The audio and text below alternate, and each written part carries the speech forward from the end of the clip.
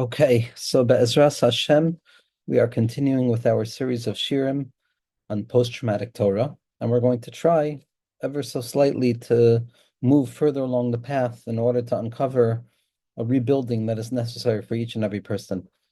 Now, there's an incredible teaching that's brought down by the Be'er Mayim Chaim, Rav Chaim Chernovitz, Schus Yogan Aleinu, the Siddur Shel Shabbos, a tzaddik who lived the light of Shabbos and who lived the teachings of the Arizal being revealed within the teachings of the Baal Shem Tov in a way that is nearly unparalleled. The ability to draw down the light of Sfas, Ira Kodesh, the light of the Arizal, the light of Rashbi, the light of the Arizal, into the Kalim of the Baal Shem Tov HaKadosh, and down into the place of Shabbos. The Be'er Mayim Chaim was a tzaddik who gave us the well through which we can draw forth living water, the secret of holding on to Shabbos, even when Shabbos disappears. And so there's a teaching by the Be'er Mayim Chaim. It's the last teaching in his Perush on the Chumash, and it's with regards to connecting the beginning of the Torah to the end of the Torah.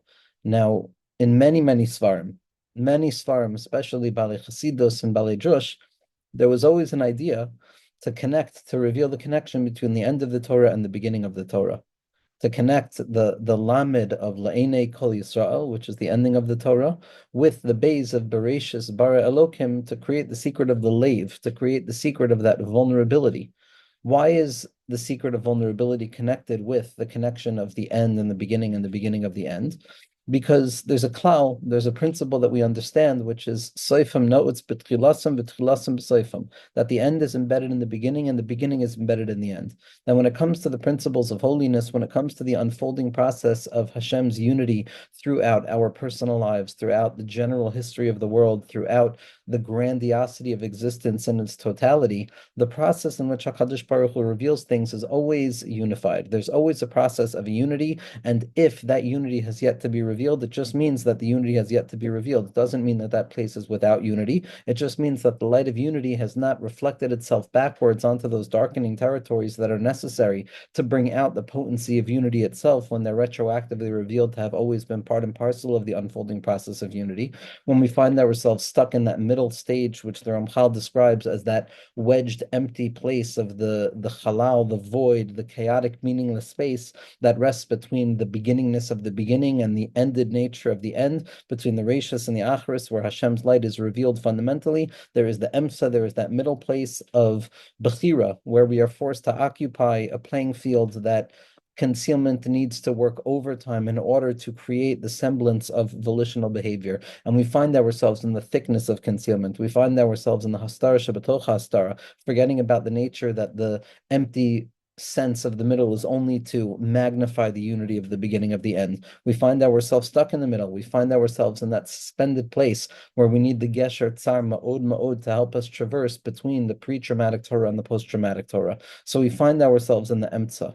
We find ourselves in the Emsa, we find ourselves trying to bridge the end of the Torah with the beginning of the Torah, to bridge that end and the beginning prior to their actual being bridged in reality. We know that the Yichud is going to be revealed. We know how the end of all things, the Sof HaDark and the lowest of the lowest of the lowest levels, are all going to be shown to have been part and parcel and equally spiritually reflective of HaKadosh Baruch Hu's infinity, just as the highest levels. That's the secret of Soifan Na'atz B'tchilasan, that the end, the lowest imaginable level, says the Be'er Chaim, is going to be fundamentally connected at the highest point, and it's going to be revealed that Hashem is equally present at the top as he is in the bottom, in the Omek Rome, in the depths of the heights, and the Omek Tachas, in the abysmal depths of below.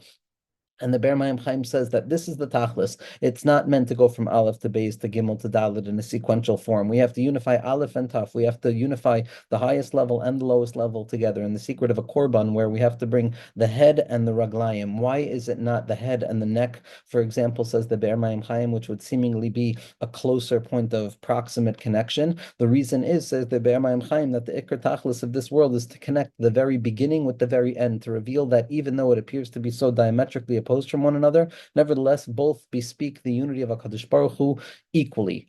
when a person is capable of looking at the darkness and discerning from within darkness, discerning from within the lowest levels of existence, within the lowest levels of self, when a person is capable of discerning from within that place the capacity of becoming even better, of uncovering the fact that Hashem also exists there, and that gives a person the strength to climb out of that darkness. So in that way, we have transformed the darkness to become a seat that influences and magnifies the goodness. The tachlis is not, God forbid, to stay stuck in the darkness. The tachlis is to ensure that we see what the darkness truly is, which is just the space where light is accentuated, because it's specifically by way of the process of the beginning going down through the death-bringing speech of the end and the silence-inducing calamities and difficulty of the end. It's specifically there that we're meant to reveal the light of HaKadosh Baruch Hu. And that's the secret of the tzaddikim who wanted to connect the beginning of the Torah with the end of the Torah, with Ein Le'enei Kol Yisrael, with Bereshis Bara Elokim, to create the lave, to create that vulnerable heart that has the capacity of bridging, creating the Gesher Tzar Ma'od Ma'od between the end of the end, which is the Lamed of Yisrael, and the beginning of the beginning, which is Beis of Bereshis, to create that bridge in the heart, to allow the heart to connect itself from the pre-traumatic Torah to the post-traumatic Torah. So a person has to be able to connect and draw down the connection through Emunah of the beginning and the end, to reveal that it's specifically in the end of the end of the end that a person has the capacity to reveal that which preceded the beginning itself. And the Be'er Mayim Chaim points out, and he says, so how are we going to unify the end of the Torah with the beginning of the Torah? So the Be'er Mayim Chaim points out that the entire purpose of creation is to allow for there to be the proper development of lights and vessels, so that insight and content and meaning and meaningfulness and light and purposefulness and tachlis orientation and all of the ideals and the good things that we will live with in accordance to, and the beliefs, the infantile beliefs, the mature beliefs, all of the utilization of imagination in a positive way to create that space of Amunah, that shape of Amunah, those are the oros, those are the moichin. That's when we draw down more godly awareness, and by drawing down more godly awareness, we draw down more godly governance, and by recognizing the godly governments, we encounter more of the divine will, and we access ourselves to be able to climb up, up, up in that never-ending process of drawing down the infinite light of HaKadosh Baruch Hu.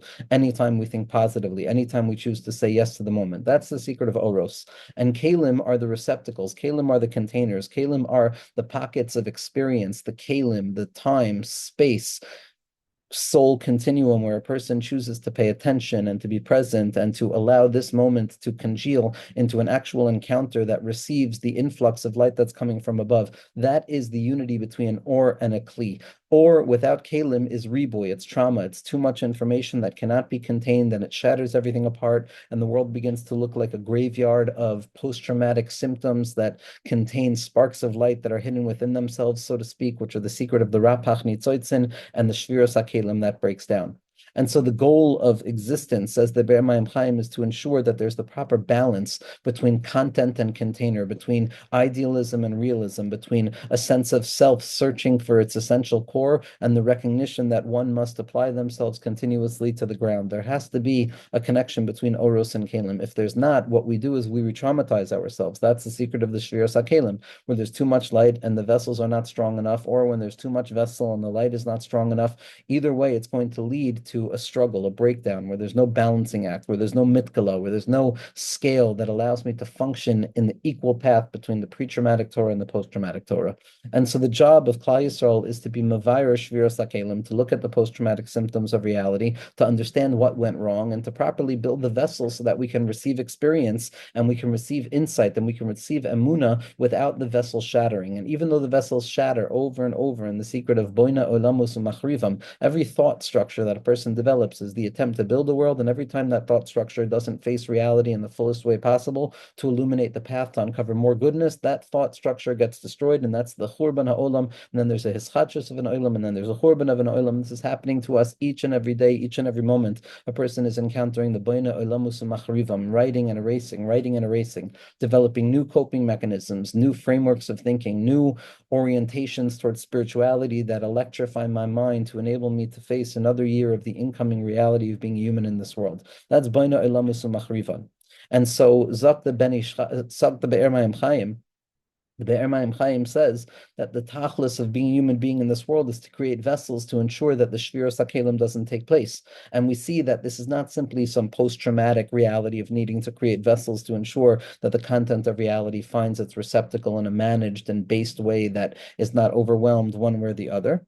The secret is that v'haaretz haisa tohu v'vohu v'choshech al pnei tahom v'ruach elokim merachepes al pnei mayim v'choshech al pnei tahom, says the Be'er Mayim Chaim is Rosh Tevos Kalim. So we see that at the very beginningness of existence, even prior to the trauma taking place, the goal was to ensure that we had kalim, we had vessels, we had receptacles that were there preparing us to face reality and to draw the light of Emunah and Das down into the containers that are enabling us to face this world and find HaKadosh Baruch Hu in it over and over and over, especially after the Shviras HaKelim. So that's the very beginning of the Torah, to build kalim, to learn how to draw the light of content into the container and to ensure that there's the proper balancing act between the or and the kli, to be a person in this world that draws down a mindfulness and a mindset of spirituality that reveals that in truth, I understand that I'm far more than a person in this world, but nevertheless, I choose to be a person in this world, because by being a person in this world and not choosing to be a malach,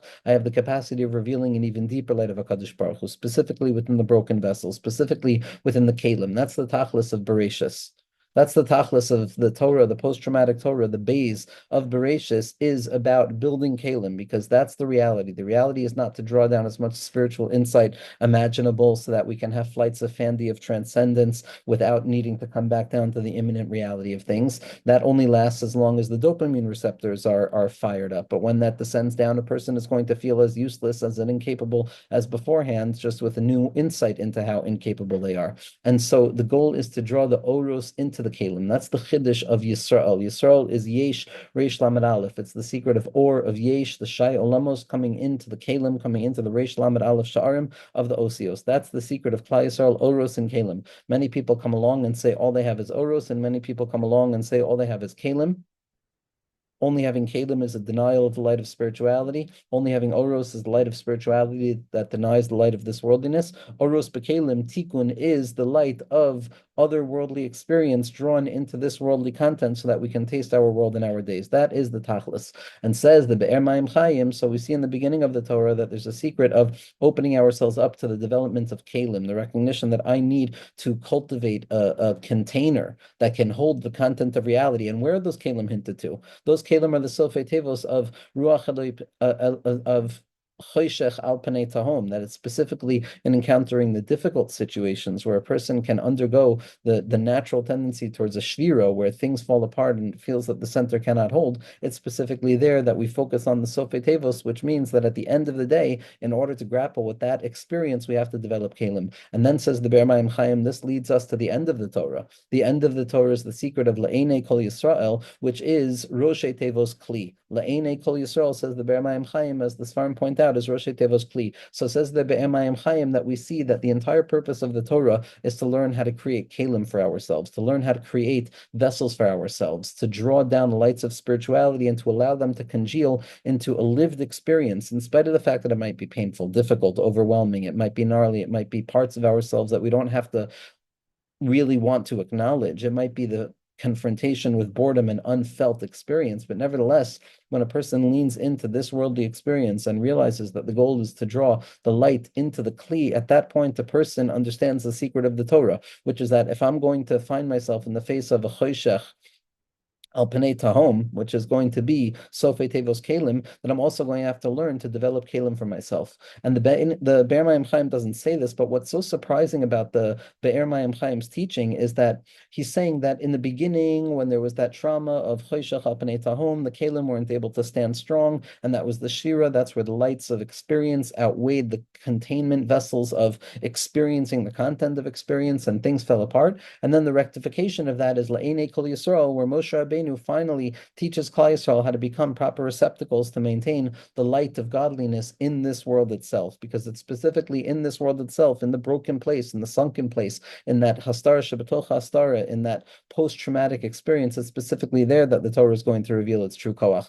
But what's surprising is that la'enei kol Yisrael, in spite of the fact that the Be'er Mayim Chaim is saying that that's the point at which Moshe Rabbeinu is able to develop Kalim, Ru'uyim, in order to draw down the light of HaKadosh Baruch Hu into this worldly experience. We know that Rashi over there immediately says that, what does it mean, La'enei Kol Yisrael? It has to do with the Yasher Koach. It has to do with the strengthening of Moshe Rabbeinu's Koach and praising him for the shattering of the first tablets, for the shattering of the first luchos, which means that the proper vessel to maintain the trauma, which means grappling with the overwhelming Kalim from the beginning that didn't fit, is also coming to terms with the necessity of the shattering of the luchos. Meaning to say, the Be'er Mayim Chaim is pointing out that Le'enei Kol Yisrael represents that point where Moshe Rabbeinu has finally taught Klal Yisrael how to develop the proper receptacles in order to draw down the light of spirituality without shattering apart. But if we look at Rashi over there, we see that Le'enei Kol Yisrael is also the fact that HaKadosh Baruch Hu is being Meshabeach Moshe. He's praising Moshe for breaking the tablets, because it's only through the breaking of the tablets that we were able to come receive the second tablet. So in accordance with what we're trying to say, B'derech Efshar, we can say as follows, that how could it be that according to the Be'er Mayim Chaim, that the Iker Tafkid of the Kli, at the end of the day, where we see the beginning and the end connected in the secret of Le'enei Kol Yisrael, how can that represent the formation of a healthy receptacle and a container that can receive everything it needs to receive without being broken, in spite of the fact that Rashi himself says that this pasuk itself hints to the fact that Moshe Rabbeinu shattered the first luchos, which implies the very opposite of the teaching that the Be'er Mayim Chaim is saying. Elama, it could be Hainuhach, that both are fundamentally connected. The reason that Moshe Rabbeinu was able to create those vessels that were going to be lasting is because Yasher Koyach Asher Shibarta, that he understood the secret of maybe needing to break the vessels, maybe needing to break the luchos, so that we can redevelop those vessels. Because the notion of creating a kli, the notion of creating a vessel that's going to receive reality, if it is sturdy and structured in a way that it's not going to be changing, that I have no capacity to be bending, and I have no capacity to reorient the narrative through my autobiographical sense of post-traumatic orientation, so then that vessel is going to break over and over and over again, because none of the elasticity of faith is inherent within that vessel. A sturdy vessel, a stubborn vessel, a vessel that refuses to bend itself in accordance with the needs of that particular moment and the secret of Eis Lasos LaHashem Hifru Sorasecha, so that vessel is going to be rigid and it's going to break over and over and over. It's only a kli that is forged through and in the awareness of Moshe Rabbeinu coming to terms with the fact that Yasher Koicha Asher Shibarta, that praiseworthy are you, your strength should be strengthened because you had the confidence to break the kli. That doesn't mean that Moshe broke the kli. Moshe Rabbeinu was confident enough to reveal that the kli can't be broken. The kli can't be broken. The luchos can't break. When Moshe Rabbeinu shatters the luchos, they don't really break. They shatter into a million pieces. But like we said, those million little pieces contain within themselves the DNA of that secondary post-traumatic Torah, of that Torah of Atika Stima that is going to emerge out of the shattering of the first luchos. It's not a separate luchos. It's not a separate Torah, like we said. The Torah of the Os Beis always has the Os Aleph within it. The pre-traumatic Torah remains. It resists erasure. It continues to persist in the light of that post-traumatic Torah, because the only foundation upon which a healthy post-traumatic perspective can be based is by reaching down and finding that pre-traumatic kernel of experience that always already contained my possibility of moving forward. So when Moshe Rabbeinu shatters the luchos, he's not shattering or breaking something. It's Yasher Koyach Asher Shibarta, because you revealed the true power of the vessel, that it sustains itself even in the face of its breaking, which is why the true vessel necessary for drawing down the light of spirituality and wisdom and knowledge and confidence and functionality and all rightness and all of the qualities that we need in order to try and cultivate and spark some remnant, some irreducible remnant of Yeshiva Das, must take into consideration the fact that the healthy kli, a kli that is Le'enei Kol Yisrael, is at the very same time a kli that takes into consideration the secret of Yasher Koach Asher Shibarta, because the shattering of the vessel reveals to us that the vessel does not break, and when it breaks, it just splinters into monads, it splinters into particular points that contain the whole within itself. That is the secret of the development of the vessel for the post-traumatic Torah. On the one hand, it's the acknowledgement that the pre-traumatic Torah, the Torah of Aleph, the Luchos Rishonos, they shatter, they break, they disappear. They seem to go away completely. That has to be a full awareness. A person has to enter into that place of Yasher Koyach Asher Shibarta, that there's an apparent breaking that's taking place. There's an apparent shvira that's taking place. But at the very same moment, at the core of that experience, simultaneously, not necessarily revealed, but simultaneously and until the end where it's fundamentally revealed, is going to be the secret that even though it's breaking, something is going to remain, something is going to persist, it's going to resist destruction, it's going to resist its own death, it's going to survive its own demolition, and it's going to grow to reveal that it contains within itself the germ cell of the secondary expression of the Torah, which is nothing other than the deepening of the first Torah itself. It's the uncovering of the Luchos Rishonos within the Luchos Shnios, uncovering the secret of simplicity from within that post-traumatic territory of complication. That yes, we wanted to live only with the Torah of Aleph. We wanted to live with HaKadosh Baruch Hu Asa Adam Yashar. We wanted to live in a place of Yashrus without complication, where the original Luchos could still function in the way that we've always hoped that they would function. But Hema Bakshu Cheshbonos Rabos, but we descended into the traumatic experience of knowledge and subjectivity and the splintering of self and object, which is going to express itself throughout the grand history of the suffering of Klal Yisrael and the destruction of this world and all of the unfathomable and incomprehensible pratim of this worldly experience. But it's no longer the avoda to return back to that asa adam yashar. We can't go back there. We have to go through the Cheshbonos Rabos to reveal the light of the Ashrus that exists within the Cheshbonos Rabos, within the Shvira itself, within the shattered Kalim itself, within the Choshech, the Tov, Ruach, the Tov, Choshech al Pnei Tahom. It's specifically there that we're going to uncover the light of HaKadosh Baruch Hu's unity. And that's perhaps what the Be'er Mayim Chaim is pointing out, that it's only when you take into consideration that a Kli can be broken do you come to understand the true power of the Kli. Someone who is concerned about the power of the Kli, someone who doesn't believe in the capacity of the soul and the body to intuitively know where it needs to go in the direction with HaKadosh Baruch Hu's guiding principles in their life. A soul that is not confident in its Kli is going to be terrified of allowing that Kli to break, because I'm convinced that if the Kli breaks, I'll never be able to put it back together. But somebody who understands the secret of the Kli can break, and the Kli could consistently be put back together, because the Kli never loses its shem davar. The Rapach Nitzotzim are the irreducible life, vitality that continue to persist even after the shattering of the vessels, and our job is to uncover that place and return it back to the original place to reveal that something has survived, something has made its way through. There is a thin thread of blue, a tcheles, a tachlis, the tachlis of tachlis, that even when the tachlis is destroyed, there's a tachlis of the tachlis, of the tachlis, of the tachlis, that thin blue thread of tcheles, of imagination, of tcheles doim eliyam, v'yam doim elirakia, v'irakia doim elakisei kavod, v'kisei kavod is doim to this, and it's back to tcheles, that utilization of memory and imagination over and over and over in order to spark newness. There is something that remains. There is a chalom, there is a nekuda daka, a nekuda dedika, a tiny, thin, irreducible line of spirituality that persists from within the breaking of the first luchos that gives birth to the secondary luchos themselves. There are many, many stories that reflect this kind of post-traumatic orientation where, yes, things fell apart. Yes, the center couldn't hold, but things are not completely destroyed. There remains an irreducible residue of that which was there that I can rebuild again. And although it's going to look very different, although the coping mechanisms are not going to be able to be the same, nevertheless, when looked at through the microscopic analysis of the Evan Bina that rests at the foundation point of it, what is the Ikar Nakuda that gives birth to this system, when we'll come to find that it's nothing other than the previous system. It's the secret of the Amuna Kolzos. The Amuna Kolzos, there's Amuna that persists. There's an Amuna of Derech Amuna Bacharti. A person maintains the freedom and the responsibility and the recognition of Ein Hadavar Tali Elabi. I must recultivate, I must re-narrate, I must readapt myself and readjust myself and reauthor my spiritual autobiography, but I must have the Amuna that things persist, that things continue, and that there is ein shum yesh ba'olam klal. When things fall apart, it's the secret of asur lehityesh. A person crosses over that boundary and loses hope, and at first glance it appears that there's no starting again. I went over the isser, I transgressed, I lost hope, but it's specifically within that place where it appears that all hope is lost, where it appears that things have fallen apart and they can't be put back together. It's specifically there that the nehiru dakika, that light, that glow, that tiny line of greenness that emerges from the secret of Bina, from the secret of tshuva, from the secret of that little bit that remains no matter what, that od ma'at begins to shine, and through that shine a person comes to realize that, oh my goodness, even though everything is broken, nevertheless the one thing that remains at the core can't be broken, and it's through that that a person rebuilds themselves.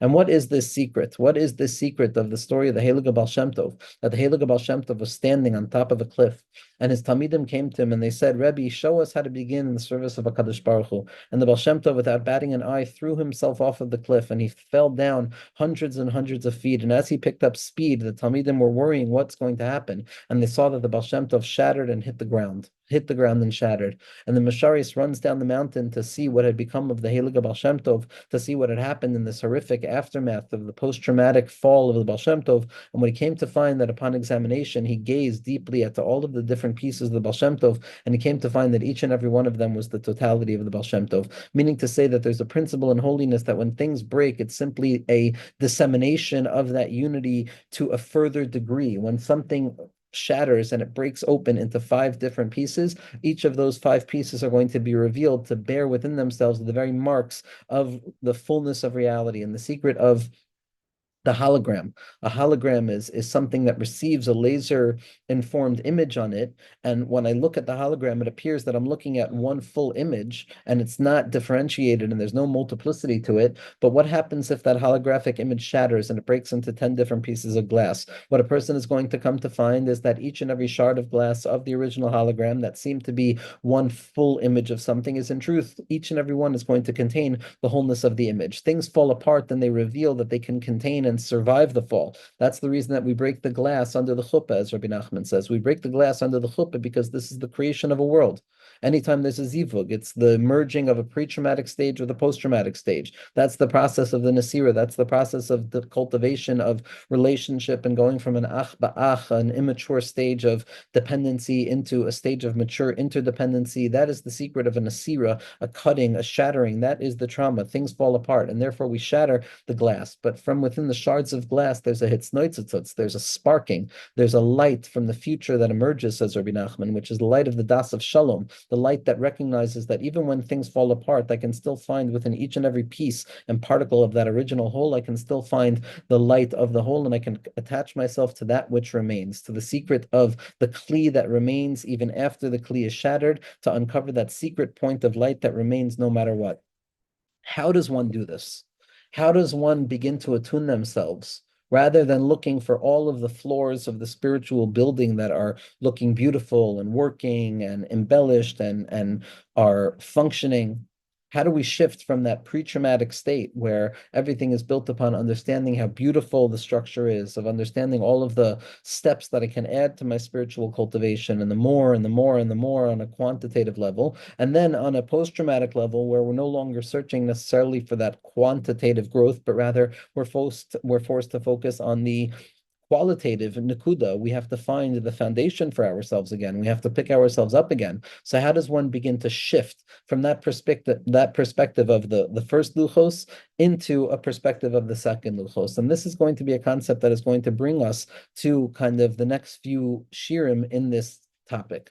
When we look at the pre-traumatic Torah, we said it's the Aleph of the Luchos Rishonos, which is the secret of Kol HaTorah Kulahu Inyan Achas, that everything is ultimately coming to say one thing and one thing alone, which is the unity of HaKadosh Baruch Hu, which is the light of HaKadosh Baruch Hu's infinitude, and everything is there. But that breaks, things fall apart, and we descend into the Luchos Shnios. The Luchos Shnios are the base, the Luchos Shnios are the openness, the Luchos Shnios is the duplicitousness and the doubled nature of things. And we said that the Torah of the Aleph is the Torah of Atzilus. It's the Torah of unity. It's the Torah of Chachma, where everything is working, where everything is seen very clearly, where all of the dinim are gotten rid of, and there's no concealment, and everything is simple. I can live in a state of pure bittul, and I don't have any questions about the nature of this worldly experience or the way that kalim function.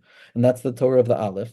And then we descend down into the Torah of the base, which is the Torah of Bria, which is the Torah of Bina, which is the Torah of doubled nature, which is Achas Dibur Elokim Shnaim Zu Shemati, that HaKadosh Baruch Hu spoke once in the Torah of Atzilus, but I hear it twice in the Torah of Bria, where there's always going to be 2 paths in front of me. And there's now going to be a battle between the Yetzer Hara and the Yetzer Tov, between the pre and the post-trauma, between the Yichud Ilah and the Yichud Tata, all of these split nature of things.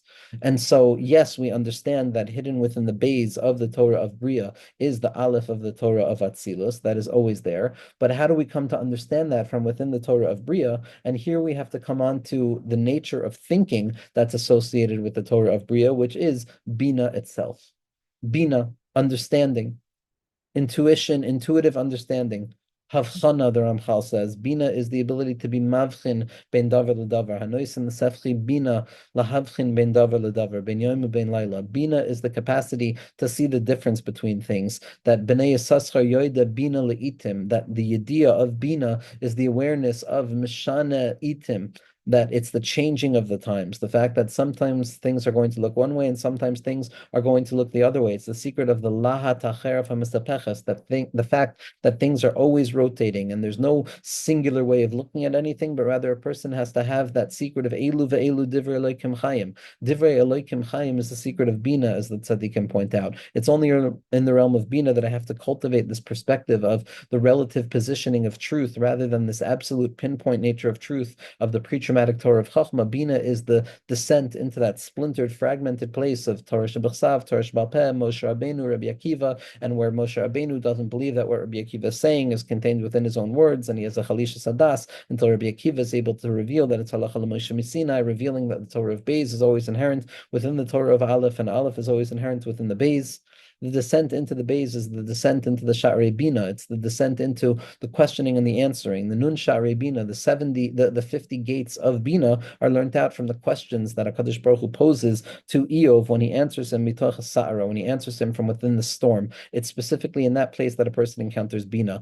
Bina is Havanas Hadavar mitoch davar. Bina is the capacity to have understood something and then to realize that, oh my goodness, I have to try and understand this thing differently, but it's mitoch davar. It's not understanding something in a completely new way. It's Havanas Hadavar mitoch davar. It's two davarim. There's the davar echad and there's davar sheni, luchos rishonos and luchos shnios, pre-traumatic and post-traumatic. The davar rishon is chachma. That's the osios themselves. That's luchos rishonos, and everything seemed to be fundamentally clear in that place. But then something shatters, and that davar falls down to the world.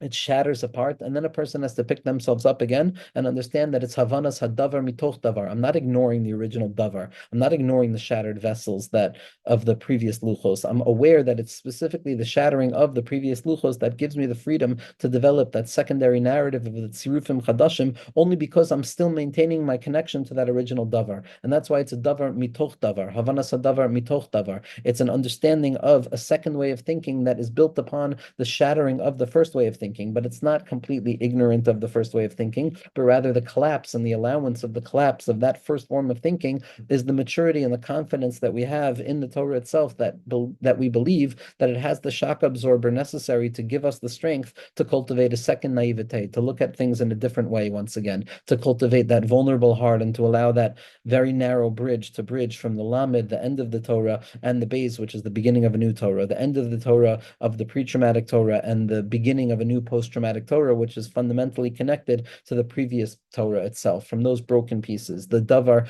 mitoch davar. Chazal tell us as well that Bina miklal de ta'a. There's an incredible language in the Gemara and Avodah Zarah that Chazal say to each other, if you use the language of Bina, if you've said that you've understood something, well, the implication is that you previously misunderstood something. Again, hinting to the fact that Bina is that secondary way of accessing something that has been closed off from me, but instead of losing hope on it, I've demanded to uncover that post-traumatic light that remains within that pre-traumatic vessel. I ensure that I'm not going to look elsewhere for a new system. I'm going to dig down deep with the deep found confidence in the original system to uncover the irreducible trace that remains at the end, to revitalize and to bring back the light of Tchias HaMesim. This is the secret of the avoida of the post-traumatic Torah, the ability to have a Havanas Hadavar mitoch davar. Zak Tehelig Tzemach Tzedek, that Havanas Hadavar mitoch davar, Mevin davar mitoch davar, is the secret of understanding Yichud Ilah from within Yichud Tata. It's understanding the secret of Chachma from within Bina itself. It's descending down into the post-traumatic space of the middle, but with the ability to intuit and to uncover the light of the very beginningness of things that rests specifically hidden in that place. It's the light of Bina. It's the ability to allow an original idea to fall apart, to break apart, to enter into that place of vulnerability, and then to allow the Torah to speak to my emotions, to speak to that vulnerable place within me, which is the sacred of Dabru Alev Yerushalayim. Dibru Alev Yerushalayim. Speak to the heart of Yerushalayim. Yerushalayim. Yerushalayim is b'chorbana, Yerushalayim is broken. But when you want to revitalize Yerushalayim and reveal that Yerushalayim always has the koach that she needs to revitalize herself, and that the Shekhinah is never devoid of what it needs to rejuvenate itself, and that a Yid is never devoid of the neshama that it has in order to recreate itself and respark itself and reconnect again to the aleph that rests hidden at the heart of the base. So that's the secret of Havanas Hadavar Mitoch Davar, Maven Davar Mitoch Davar, looking at the reality of post-trauma and the brokenness and coming to discern that it too is contained within the pre-original perspective of that pre-traumatic Torah. That's the secret of Havanas Hadavar Mitoch Davar, of understanding something through Bina, through the severity of the mind. It's only through the severity of the mind that I allow myself to fall apart into those 50 gates of understanding, and then coming to that place of realizing that I don't understand in the end, that I'll be able to uncover this new level of Torah, this new level of the Yichud Ilah that rests hidden within the Yichud Tata, of the Yishuv that rests within the Churban itself, of the light, the Or Mufla Remala that rests within the Afar.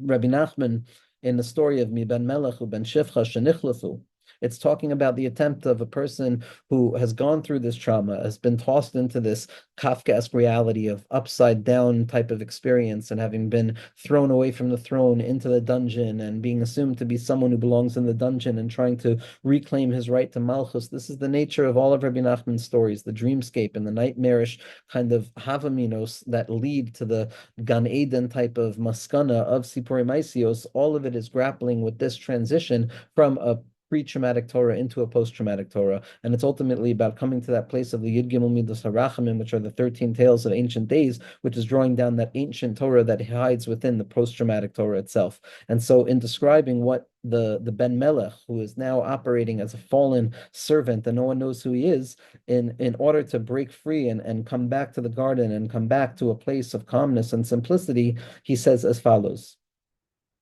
He meets a person. He meets a person. And this person says to him, Aval ani yodea davar, I know something. Shu tov ma'od me'akli shalcha. This person looks at this king, this son of the king, who's trying to make his way back into Gan Eden, and sees that he has this vessel that is able to play music out of anything. He's able to place this kli on something, and it plays music. Because again, that's the nature of kelim. A kli is something that transforms the content of experience into music. It's the container. Instruments, they're the vessels that receive. And they have the capacity of playing those empty spaces to create the music of life. That was the kli that this Ben Melech had. And so he meets this person along his way, and this person wants to barter with him for this amazing instrument. And so the stranger says to him, Aval ani yodea davar, I know something. Shehu tov yoter mehakli shalcha, that's more valuable than your tool that has the ability of playing music wherever you place it. Dahainu she'ani yodea davar, I know something, says the stranger. Shekibalti me avois avoisai, that I received not only from my father, but from my father's father. Lihios mevin davar mitoch davar, I have the ability to understand something from within something else, to have grasped an original idea, to see that idea break, and then to uncover from within that original idea a light of a new idea. I know the secret of something like this that I've received from my father and grandfather, that you, through this tool, you will have the ability of understanding something from within something else. When someone says something, and again, that's HaKadosh Baruch Hu speaking the world into existence, and then it breaks apart, if you receive this gift of understanding from within something original, sheyeshli, that I have, lahavin davar mitoch davar, to be able to discern some other piece of information from within the original piece of information, then it will be a davar nifla. Va'adayin lo galisi zos l'shum adam ba'olam. I haven't revealed this to anybody yet. I'm going to teach you this thing that you will need in order to enter back into the garden. And you just give me the instrument. Says Rabbi Nachman. In truth, it's a profound, profound thing. It's the capacity of wonder, wonders of wonders, the light of Keser, to enable a person to understand one thing from the other. And he gave him the kli, and he went and he learned how to understand things one from within the other. Without the ability to discern something from within something else, anytime that the something that we feel that is the only thing we have falls apart and it breaks, So then we'll never believe in our capacity to reveal something else. And we'll be afraid to go to something else because I'll say, well, this has no connection to the first thing. But if a person uncovers the secret that Havanas Adavar Mitoch Davar means that the first thing falls apart, but what remains is the irreducible trace of itself that remains, never breaking, and that is the piece that goes into creating the new level. That is the piece that goes into creating the Luchos Shnios. Then, when I'm operating by that second davar, I'm able to hold on to that first davar, and I'm able to see how, in truth, it's just a riboy devarim. It's the devarim. Kichui machem devarim v'shuvu el Hashem. Devarim is that there's two things, davar and davar. But when I find myself in a place of devarim, when I find myself in a place of splintered nature of pre-trauma and post-trauma and the bilbulim of the lave and the lave that doesn't seem to have the ability to unify those two split perspectives together, a person has to uncover the Nakuda Pnimius of Bina Belibam, which is the ability to make tshuva on any framework of thinking and the ability to jump all the way up to that secret of Havana Sadavar Mitoch Davar, that from within the concealment itself, we have the ability of rebuilding the way out of the concealment. From the forest itself comes the handle for the axe. The bitterness and the brokenness of the previous model is the very strength that we're going to have that's going to give us the ability to reveal the true strength of the first model, to show that it can survive its own destruction. This Nakuda that remains, that the Bina is able to uncover, is the Nakuda of Keser. When Chachma falls apart, when the original Luchos break and that unity is not found anymore, what remains is the Ikr Nakuda, that tiny point of Keser, the Malchus of Keser, the Emuna in Mesiras Nefesh for Emuna, my belief that I can choose to have belief even if I don't necessarily feel that I operate in accordance with belief, to overcome that limitation of the mind, to be Moiser Nefesh, to jump beyond it, to go over it, Lechatchila Ariber, Ubergesprung, to jump and to leap beyond the prevention, as Rabbi Nachman describes in Torah Samach Daled. That is the secret of the Nakuda of Keser. It's the Keser of Malchus, it's the Malchus of Keser of Malchus that remains even after everything shatters. The Keser of Malchus, the Malchus of Keser of Malchus that remains after everything falls apart, that Ikr Nekuda, is what the Rebbe describes as follows. It is the Malchus, which is Emuna, in the Keser, which is Mesiras Nefesh, of Malchus for Emuna. My ability to believe that I can be Moser Nefesh from my Emuna, to convince myself against my better judgment, to cultivate that post-traumatic faith that contains all possibilities within itself. That is the Emuna in the Ratzon and the ability to be Moser Nefesh on an Akuda in Emuna. It is the Emuna, it is the Malchus of Keser of Malchus. Again, it is my willingness to choose to have the faith, to give myself over to the Mesiras Nefesh and the desire necessary in order to continue to re-spark that original place of faith that feels that has fallen apart. And in that place, a person uncovers a more mature faith. A person uncovers the secret of the faith of the Baal Tshuva, the faith that is uncovered specifically from within the Bina. And it's that thing that is being uncovered, that Nakuda, that Roshem, that irreducible point. There is always something irreducible, and that is the Nakuda of Emuna. Tzaddik be'emunaso yichya. The tzaddik gives life through Emuna. It's not that there is a pre-conditioned Nakuda of Emuna. There is simply an oilam of Emuna that a person has to choose to access. Derech Emuna b'charti, to draw down within themselves that Nakuda of the Malchus of Keser of Malchus, which is the Mesiras Nefesh, to believe that I believe, and the belief that I can be Moser Nefesh in order to believe that I can believe. And it's specifically in that place when we uncover that Nakuda Pnimius that remains no matter what, that we're tapping into the Roishem. We're going to talk a lot about the Rishimu next week, Amir Tashem, a lot about the irreducible trace of light that remains no matter what, and the responsibility that we have of searching out that irreducible trace, and the secret of the Dorshe Rishumos, of those who search out the trace of that which appears to be erased in order to come back and say, no, it has not been erased, it's just there, creating the lines of writing, the sirtut for the next stage of the narrative. It's those Dorshe Rishumus who are able to return everything into Ilam Haba, as Rav Tzadok says.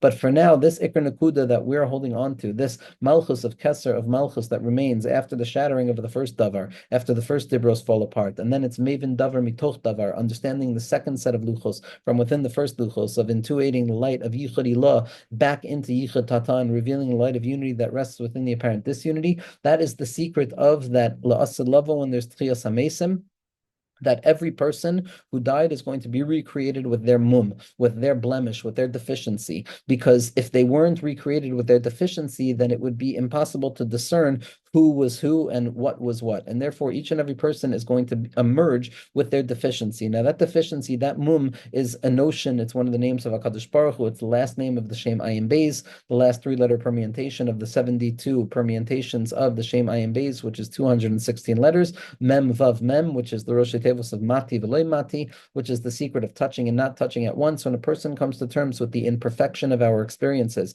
and the shattering of the vessels and the responsibility that we have to continue to have emunah in those shattered vessels, a person is going to be recreated with their mum. They're going to remember who they are specifically because of the concealment that they had gone through previously, and every sense and every ounce of concealment that a person had gone through previously is now going to become a new kli, a new wondrous vessel of havanas hadavar mitoch davar, which is the ability to grapple with opposite postulates at once, to rebuild and to have nothing to rebuild, and to have nothing to rebuild and to continue to rebuild, to have hope and hopelessness very often seeming to function at once, simply in order to reveal that powerful light of ancient Yesh B'Elam Klal, which is the secret of the Roshim itself, which is the secret of what the Baal HaSulam says, that this mum that a person is going to be born with is the secret of the Etzem Haluz, that irreducible bone that remains even after destruction. And that's going to be the secret of the Roshim that we're going to talk about next week. But for now, we have to get ourselves comfortable with the perspective of Bina Miklal Deta'a, Havana Sadavar Mitoch Davar, the secret of being a Baal Tshuva who operates in accordance with Bina,